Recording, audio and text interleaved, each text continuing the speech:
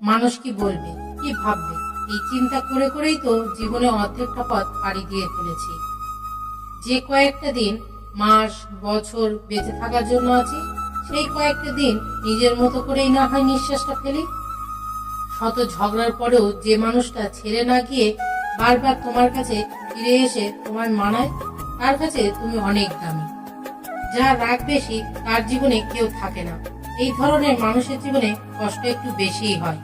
লোভ এমন একটা জিনিস যা একজন মানুষকে খুব দ্রুতই নষ্টের পথে নিয়ে যেতে পারে, যার পরিণাম হয় ভয়াবহ।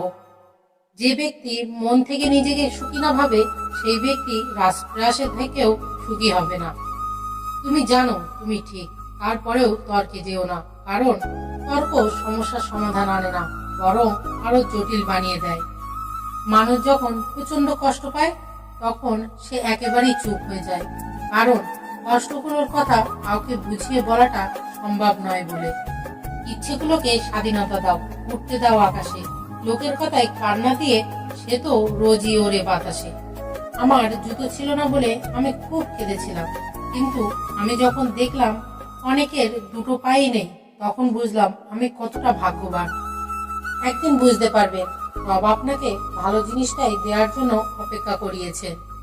জীবনটা 3 ঘন্টার কোনো বাংলা সিনেমা নয় যে বিরহে ভালোবাসায় গভীরতা বাড়াবে।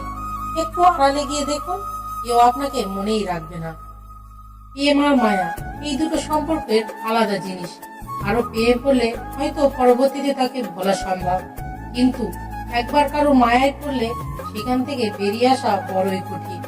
খুব সরল হবেন না, কাউকে মনের গোপন কথা বলবেন না, কখনো প্রেম করবেন না।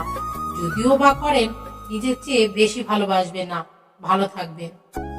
কারো বিশ্বাস, ভালোবাসা, সম্মান নিয়ে খেলা করবেন না।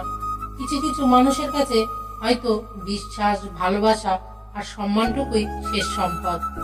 বুঝলে প্রিয়, মানুষ ভালোবাসতে ভয় পায় না, ভয় পায় শুধু ভালোবেসে হারিয়ে ফেলা।